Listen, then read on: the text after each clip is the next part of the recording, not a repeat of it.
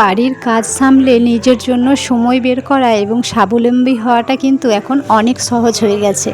আমি আজকে আপনাদের সাথে শেয়ার করব 4টি খুব সহজ এবং লাভজনক ব্যবসার আইডিয়া, যা আপনারা ঘরে বসেই কিন্তু শুরু করতে পারবেন।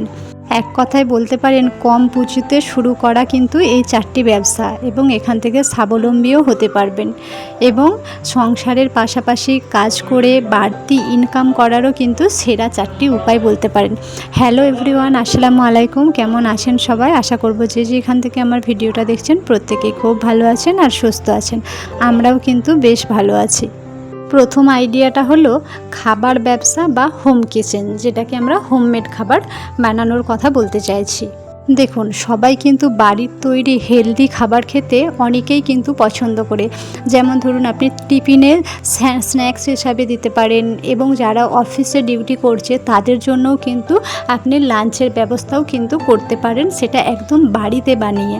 তো এই খাবারগুলো বানিয়ে আপনি প্রতিটা স্কুলে যোগাযোগ করতে পারেন, যেখানে স্কুলে অনেক টিচাররা দেখবেন অনেক দূর দূর থেকে আসে, যেখানে তাদের পক্ষে কিন্তু একদমই সম্ভব হয় না খাবার বয়ে নিয়ে আসা।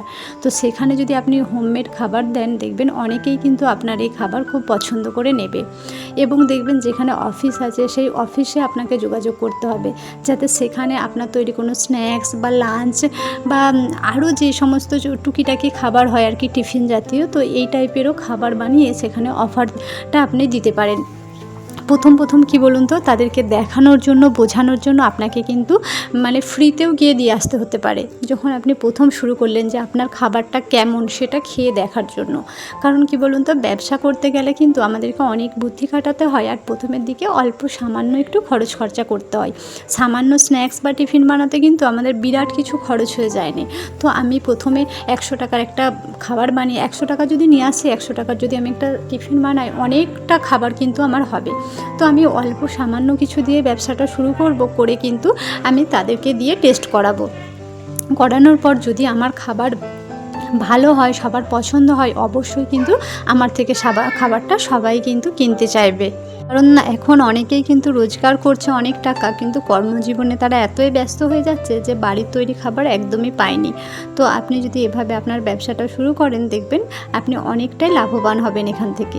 2 নাম্বার পয়েন্ট হলো নার্সারি বা বাগান করা। অনেকেরই দেখবেন শখ থাকে যে একটা সুন্দর বাগান করব। তো আপনার ঘরে সেই সুন্দর বাগানটাকে আপনি যদি অন্যের মধ্যে বিলিয়ে দেন, আপনার বাগানের যে ছোট্ট ছোট্ট চারা গাছ, সেগুলো সবার সাথে শেয়ার করেন, সবাইকে তারও একটা সুন্দর বাগান বানাতে সাহায্য করেন, দেখবেন এখানে তো অন্য মানুষরাও খুশি হবে, তার সাথে সাথে কিন্তু আপনিও বেশ কিছু টাকা এখান থেকে রোজগার করতে পারবেন। কারণ বাগান এখন না ভীষণ একটা শখের জিনিস হয়ে গেছে, আর খুব ট্রেন্ডিং চলছে বলতে গেলে। এখন কিন্তু সবাই শখে বাগান করছে।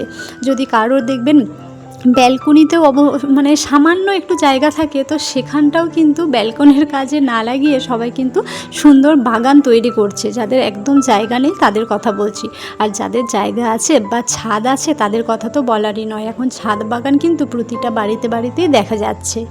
তাই বলবো, যে বাগানটা একদিন আপনার শখের বাগান ছিল, সেটাকে আপনি ব্যবসায় রূপান্তর করুন। কারণ একটা বাগান থেকেও কিন্তু একটা সুন্দর ব্যবসা তৈরি হয়। যেমন ধরুন ইনডোর প্ল্যান্ট, তারপর অর্গানিক সবজি, এইসবগুলো কিন্তু আপনি বিক্রি করতে পারেন। দেখবেন এখান থেকে একটা ভালো টাকা প্রফিট পাবেন। যেহেতু এগুলো চাহিদা বেশি, আপনাকে সেই ব্যবসাটাই শুরু করতে হবে যে ব্যবসার দেখবেন চাহিদাটা খুব বেশি আছে। যেহেতু এগুলো চাহিদা বেশি আছে, সেই জন্য কিন্তু বিক্রিটা খুব সহজে হয়ে যাবে। আপনাকে কিন্তু বিক্রির কথা অতটা ভাবতে হবে না। শুধুমাত্র আপনি যে জিনিসগুলো দেবেন, সেই জিনিসগুলো যেন ভালো হয়, সুন্দর হয়, লোকের যেন উপকারে আসে, তবেই কিন্তু সবাই আপনার জিনিসটা আপনার থেকে এসে নিয়ে যাবে। তো বাগান তৈরির প্ল্যানটা কিন্তু খুব ভালো, অনেকে কিন্তু পছন্দ করে। সারাদিন অফিস করার পরেও দেখবেন তারা কিন্তু দিন শেষে একটা সুন্দর বাগান তৈরি করছে। এখন যারা ভিডিও বানাচ্ছে, দেখবেন তাদের অনেকের ভিডিওতে দেখতে পাবেন যে ছাদ বাগান কিন্তু অধিকাংশ মানুষেরই আছে। এরপরে 3 নাম্বার পয়েন্ট যেটা বলবো, সেটা হচ্ছে টেলারিং বা সেলাইয়ের কাজ। তো তোমরা অনেকেই আছো যারা কিন্তু সেলাই করতে খুব ভালোবাসো আর সুন্দর সুন্দর পোশাক বানাতে পারো। তো যারা সেলাই করো, পোশাক বানাও, তাদের জন্য বলবো তোমাদের কিন্তু এই দক্ষতাকে কাজে লাগিয়ে তোমরা ছোটোখাটো একটা বুটিক শপ খুলতে পারো। কি বলো তো, যে কোনো জিনিস তোমরা যে বুটিক শপটা খুলবে এটার কিন্তু একটা সুন্দর নামকরণ করতে হবে। সেলাইয়ের কাজ কিন্তু সবাই করে, অনেকেই আছে যারা সেলাইয়ের কাজ করে, ইভেন তাদের হাতের কাজও কিন্তু খুব সুন্দর, অথচ দেখবেন তারা কিন্তু সময় ঠিকভাবে কাজ পায় না। অনেকেই আছে কাজ পায় না, কাজের জন্য কিন্তু তারা অনেক চেষ্টা করে কিন্তু কাজ পায় না। সেটা কি বলুন তো, শুধুমাত্র কাজে হাতের কাজ ভালো হলেই যে আপনার প্রচুর নাম ছড়িয়ে যাবে তা কিন্তু নয়, আপনার নামটা আপনাকেই ছড়াতে হবে। আর তার সাথে সাথে আপনি যে একটা ছোট্ট বুটিক ওপেন করবেন তার কিন্তু একটা সুন্দরভাবে নামকরণ করবেন। এই নামকরণও কিন্তু ব্যবসার ক্ষেত্রে অনেকটা এফেক্ট ফেলে। কারণ দেখবেন অনেক সময় হয় না যে দোকানের নামটা খুব সুন্দর দেখে আপনি যখন ফেসবুকে কোনো গ্রুপে যখন আপনার এই কাজের ছবিগুলো পোস্ট করবেন, যখন সেখানে আপনার এই মানে বুটিকের যে দোকানের নামটা, সেই নামটা যখন সুন্দর একটা নাম সবাই দেখতে পাবে, এই নামে যখন আপনি পেজটা খুলবেন না, তখন দেখবেন ওই যে সুন্দর একটা নাম, ওই নাম দেখে অনেকে কিন্তু আকৃষ্ট হবে। যেমন ধরুন একটা ভিডিও বানানোর ক্ষেত্রে ভিডিওতে কিন্তু থাম্বনেলটা সুন্দর হতে হয়। যখন আমার ভিডিও থাম্বনেল সুন্দর হবে তবেই কিন্তু আমার ভিডিওটাতে কেউ ক্লিক করবে, তা না হলে কিন্তু করবে না। আমার ভিডিওর ভেতরে কি আছে সেই জিনিসটা কেউ দেখবে না, আগে কিন্তু আমার থাম্বনেলটা দেখবে। আমার থাম্বনেলটা যদি সুন্দর হয় তবেই কিন্তু তারা ভিডিও ক্লিক করবে এবং ভিডিওর মধ্যে আমি কি বলেছি সেই কথাগুলো শুনবে, যদি তাদের ভালো লাগে। আর যদি না ভালো লাগে স্কিপ করে বেরিয়ে যাবে। কিন্তু অনেক সময় হয় আমি ভিডিও খুব সুন্দর করেছি, ভিডিওতে কথা খুব ভালো বলেছি, খুব ভালোভাবে সবাইকে বোঝাতে পেরেছি, অথচ কেউ দেখে না। সেটা কিসের জন্য বলুন তো, ওই যে আমাদের থাম্বনেলটা ঠিকঠাক নেই সেই জন্য। সেরকম আপনি যখন একটা টেলারিংয়ের দোকান খুলবেন, আপনার কিন্তু দোকানের নামটা একটু সুন্দর দিতে হবে। যেমন বুটিক, আপনি যদি বলেন কোনো একটা নাম দিয়ে অমুক টেলার্স, তখন দেখবেন আপনার কাছে কেউ যাবে না। আপনি যদি সুন্দর করে একটা নাম দিয়ে নামকরণ করেন, তখন দেখবেন অনেকেই আপনার কাছে কিন্তু আসবে। আর এখানে বুটিক শব্দটা আপনারা উল্লেখ করবেন। দেখবে বুটিকটা যখন লিখবেন না, তখন দেখবেন অনেকেই সেটার প্রতি আকৃষ্ট হবে যে হ্যাঁ এটা হয়তো খুব একটা হাই ফাই দোকান, খুব ভালো মানের জিনিস এখানে পাওয়া যায়, তখন কিন্তু সবাই আপনার কাছে আসবে। আমাদের হয়তো অনেকেরই মনে হচ্ছে যে কী টাইপের নাম দেবে, যদি কয়েকটা উদাহরণ দিই অনেকের বুঝতে সুবিধা হবে। যেমন দেখো, এরকম হয়তো কিছু দিলে স্টাইলিস্ট বুটিক টেলার্স, এরকম নাম দেবে। কেউ হয়তো এরকম দিতে পারো perfect fit boutique and tailors, কেউ দিতে পারো new look boutique and tailoring. দেখবে এই নামগুলোর মধ্যে না ইউনিক কিছু একটা আছে, যেই ক্ষেত্রে কি বলো তো, এই নামগুলো দেখলেই মানে দর্শকরা যারা তোমার কাস্টমার হবে তারা কিন্তু খুব সহজেই তোমার দোকানে চলে যাবে। আর দোকানে একটু দেখবে যদি তুমি ভালো ডেকোরেশন করো, তুমি যে টেলারিংয়ের দোকান করছো তো দোকানটাতে ভালো রকম যদি একটু ডেকোরেশন করো, সেখানে কিন্তু খুব একটা যে খরচ তা নয়।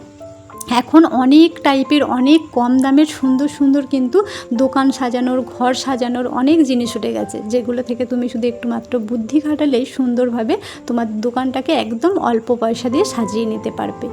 এরপরে হলো লাস্ট আর 4 নম্বর ব্যবসা, সেটা হলো হস্তশিল্প বা ক্রাফট। হস্তশিল্পের কাজ কিন্তু অনেকেই আমরা জানি, আর এই কাজগুলোরও কিন্তু খুব মানে কি বলবো প্রয়োজন, এগুলো খুব মানুষ পছন্দ করে, খুব চায়। দেখবে অধিকাংশ মানুষ কিন্তু এই ক্রাফটের কাজ খুব পছন্দ করে। যেমন তোমাদেরকে একটু আগেই বললাম দোকান সাজানোর কথা, সেরকম আমরা কিন্তু রুম ডেকোরেশনের জন্য এরকম কাস্টমাইজ জিনিস খুব পছন্দ করি। দেখবে একটু অন্যরকম ইউনিক যেসব ক্রাফটের কাজগুলো হয় না, হস্তশিল্পের কাজগুলো আমরা অনেকেই পছন্দ করি। এগুলো দিয়ে ঘর সাজালে কিন্তু ঘরটা দেখতেও বেশ ভালো লাগে। যেভাবে তোমাদেরকে দোকানটা সাজানোর কথা বলছি, কাস্টমাইজ জিনিসটাও মানুষ খুব পছন্দ করে উপহারের জন্য। বিশেষ করে তুমি যদি কারোকে গিফট করো কোনো জিনিসে, যদি সেটা কাস্টমাইজ করা থাকে, দেখবে সেই জিনিসটার কিন্তু চাহিদাটা অনেকটা বেশি হয়। যেমন ধরো আমি যদি কারোকে একটা কফি মাগ গিফট করি নর্মালি, সেটার থেকে যদি সেটা দেখবে তার ছবি দিয়ে সুন্দরভাবে একটু কাস্টমাইজ করা থাকে, সেইটার প্রতি কিন্তু মানুষ আকৃষ্ট বেশি হয়, বা সেটা কিন্তু মানুষ একটু বেশি পছন্দ করে। তো এই টাইপেরই আরও অনেক জিনিস আছে। তো এরকম জিনিসে তোমরা যদি ব্যবসা করো মানে হস্তশিল্পের, দেখবে সেখান থেকেও তুমি একটা ভালো পরিমাণে টাকা ইনকাম করছো। আর এই সমস্ত জিনিসগুলোর জন্য না তোমাকে কাস্টমার খুঁজতে যেতে হবে না। তুমি অনলাইনে যদি একটু শুধু তোমার ছবিগুলো পোস্ট করে দাও, দেখবে লোক কিন্তু খুব অনায়াসেই নেবে। আর এই প্রত্যেকটা ব্যবসাতেই কিন্তু একদম অল্প খরচ, খুব সামান্য পুঁজি দিয়ে কিন্তু এই ব্যবসাটা তোমরা গৃহিণীরা শুরু করতে পারবে। আর ধীরে ধীরে যখন তোমার এই ব্যবসাটা বেড়ে যাবে তখন তো এখান থেকে তুমি প্রচুর পরিমাণে টাকা রোজগার করতে পারবে। ইভেন লক্ষ লক্ষ টাকাও কিন্তু এখান থেকে রোজগার করা যায় যখন তুমি সুন্দরভাবে এই বিজনেসটা তৈরি করে ফেলবে। আর তোমরা তো দেখলেই আমি একটা চুড়িদার কাটিং করেছিলাম, তারপর কিন্তু সংসারের কাজবাজও